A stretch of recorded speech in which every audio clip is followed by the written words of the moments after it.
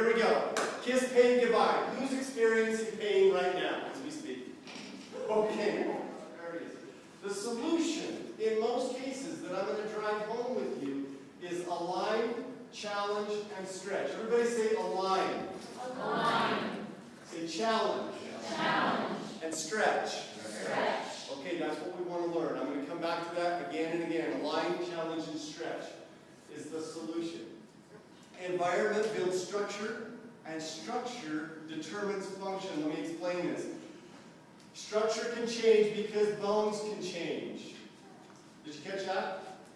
Structure can change because bones can change. Bones actually change. Minute by minute, your bones are changing their structure. And since all you lazy folks are sitting down, your bones are structuring to the chair that you're sitting in. You're not really lazy. I know that. I'm just saying, try to make it laugh. It worked on some.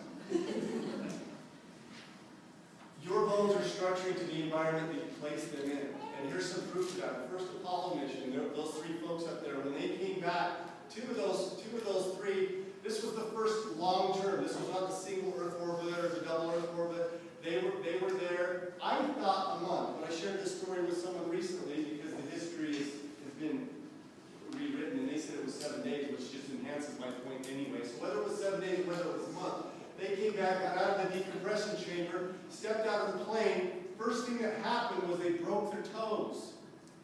Their toes broke. They started to research and study why. It's because they were in space and didn't need them.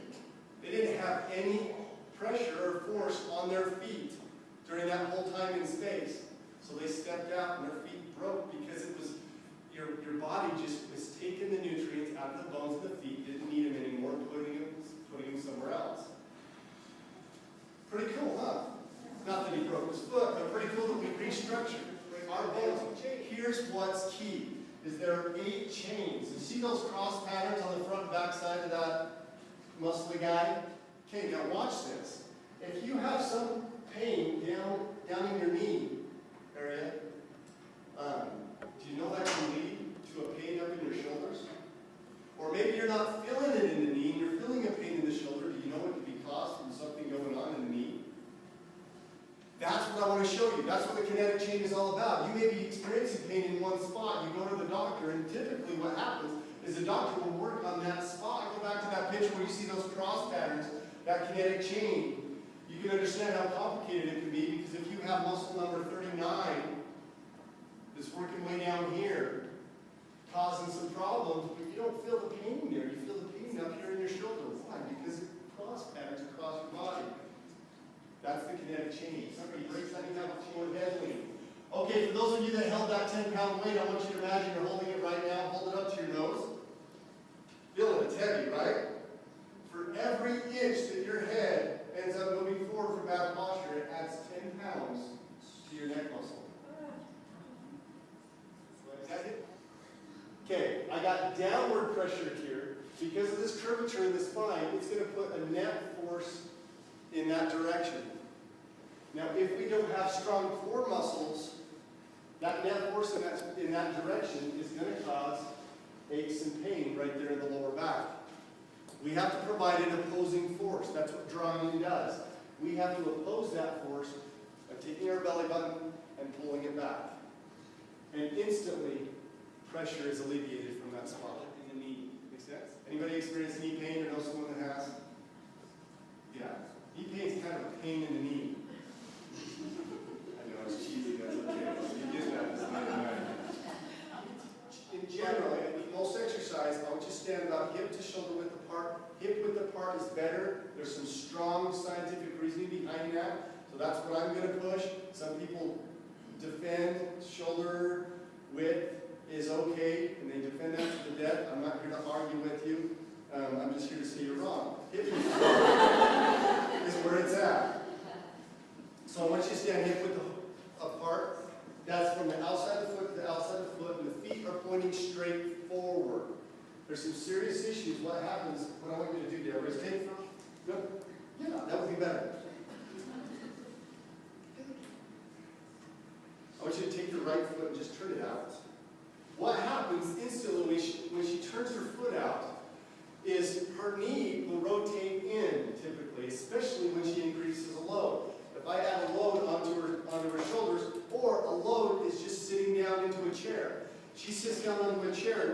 has an external rotation even in the slightest degree.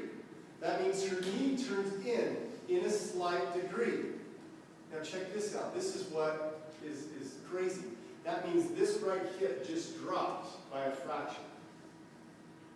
If that dropped, then L5S1, L4, L5, that's the lower lumbar, you got this thing going on now. It's rotated because this hip dropped. So it rotated. If it rotates, it inhibits the sciatic channel where the sciatic nerve comes out. If it inhibits that, it can cause entrapment. If it causes entrapment, it shoots pain down the leg into the knee. IT band is a big one for this. IT band connects right in the back of the knee. And that's where a lot of people, anybody have pain in the back of the knee? Yeah, that's IT band. Real easy way to fix that is just roll it out on your IT band with a foam roller. Yeah, with you, I can show you. You can look it up online, talk to a trainer. If you don't know one, come talk to us. We'll get you connected with someone. You want to roll your IT band out to get rid of any tension in the myofascia. But also, especially, not just the IT band, the sciatic nerve can cause problems down there, but the pain that you'll feel is often right in the back just because you walk funny. And it's not that you know you walk funny, but your foot just has a slight external rotation. You'll notice that most of you have that, or maybe you don't. If you don't have it and you have pain, there's another reason for the pain, and we can talk about that at a different time. But most often it's an external rotation. That's going to cause pain all the way up. Guess what else it does? Because Deborah's foot's turned out on the right-hand side, this just got a little bit extra stress over here. So now she's going to be tight through this region. Guess what that's going to do? This is going to be tight right over here. There's a little crisscross pattern. What is that? Element for you? And if this is tight over here, then we can get headaches and have stuff like that. And now let's rewind.